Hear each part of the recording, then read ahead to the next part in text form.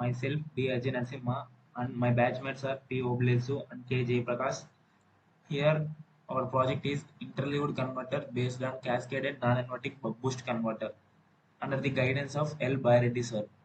Here buck boost converter is operated in two modes, that is either in buck mode or boost mode based on the inductor connections. The normal buck boost converter output is out of phase to the input.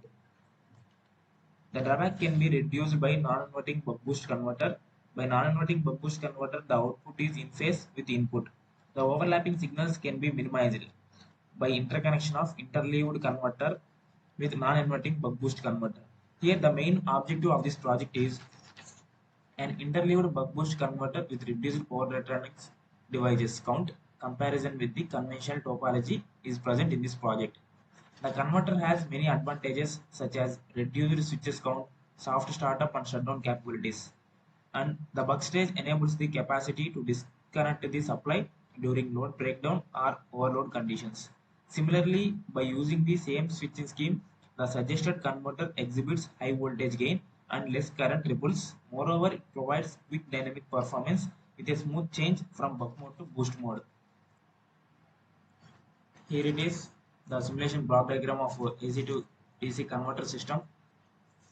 The interleaved converter concept based on cascaded non-inverting buck boost converter has different blocks, including the AC supply,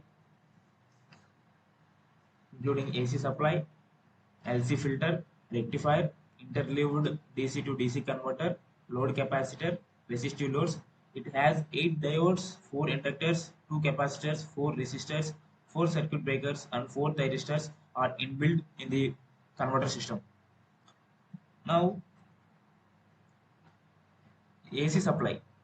We are giving AC supply for this, and yes, this is the we are giving AC supply in this place, and the LC filter to reduce the harmonics in the circuit, and the rectifier to convert AC to DC, and interleaved DC to DC converter. In this DC to DC converter, a proportional controller is there.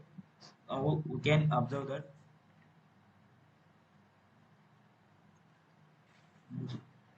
here a cascaded control system is illustrated. So, which is suitable for DC to DC or AC to DC operation of the proposed converter. Here, the outer loop regulates the output DC voltage utilizing a proportional integral, that is PI controller, by setting the reference current for the inner loop. For AC to DC operation, the selector is switched to position A, where the reference current is multiplied by the absolute value of a unity sinusoidal waveform in phase with the supply voltage and get to guarantee unity power factor operation. Similarly, for DC to DC operation, the selector is switched to position B. A current limiter is implemented to prevent overloading the converter. A PI controller is used for the inner loop to control the supply current. Is by setting the duty cycle for the boost switches S1, S2 and S3. Consequently, the gating signals for the boost switches are obtained by comparing the duty cycle with 3 carrier signals shifted by 120 degrees. A digital low pass filter, that is LPF, is implemented to gradually increase the reference signals of the output voltage from 0 to the set value to allow the proposed interleaved converter to start at the buck mode. This action prevents induced current at starting, which results due to initial charging the output capacitor. This inherent soft starting capability is one of the advantages of the proposed interleaved buck boost converter over the interleaved boost converter. Capacitor to improve the power factor, and this is the resistive load. The load will operate on different timings, and here is the simulating results for our AC to DC converter system. Now we can observe that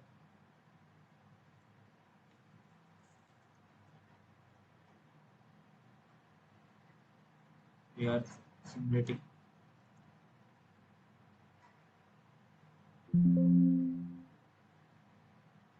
This is the inductor current L1, L2, L3, and this is the supply current during load changes, and it has different conditions are there. First one, load changes, load failure during startup and during step load change. These are the 4 conditions. Now we are seeing the inductor currents and supply current of and the load changes condition. This is the input side, and here we are observing that output side. You can observe that this is the voltage and this is the current. Voltage is constant and the current is gradually increasing during load changes. Similarly, you can observe another condition.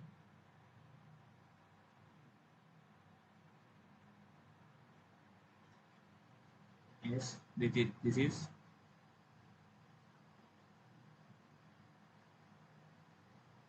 now we are run the simulation. Yes. This is the condition when load failure occurs. Here we can observe that the voltage is suddenly dropped and current increases gradually, and after some time it fall and it going constantly. This is the condition of load failures. It's occurred suddenly, and we can observe another condition.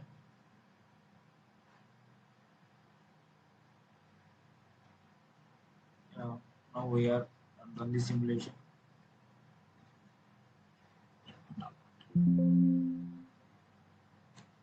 This is the condition of during load startup. Here we can observe that the input voltage is constant and the current is also varying. Yeah, it is the voltage, it is current, it is both are constant in during startup condition at the input side, and we are observing that output side. This is the voltage and current. It is actually the current is slowly increasing. You can see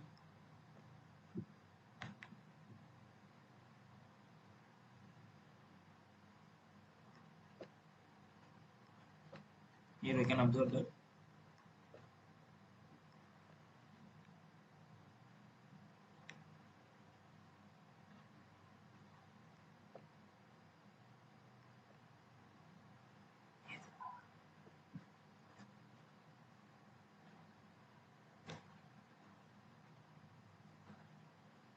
Yeah, we can observe that slowly increasing.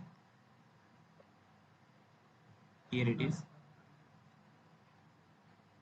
Here it is.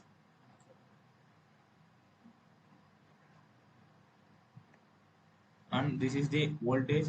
It's constant after a certain period of time during startup. Yeah, now we can do another condition during step load change when it is AC to DC operation. Here we are run the simulation. This is the input side and this is the output side.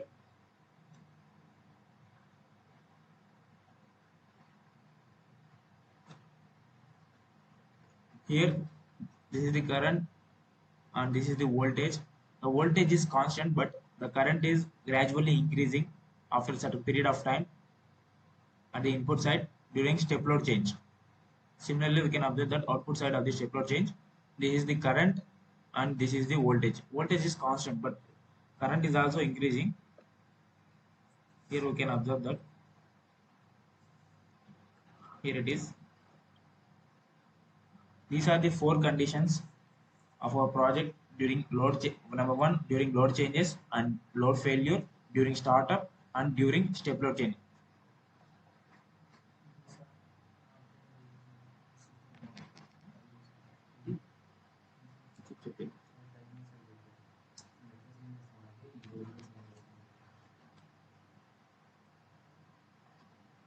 Here it is in resistive load. We are operating on resistive loads and different conditions. I mean different timings. We can set before building the simulation block. Here is the current measurement and voltage measurement. Yeah, already we discussed about the load changes, load failure, and during startup, during step load. These conditions will operate based on timings. Here you can observe that we can give in at the different timings.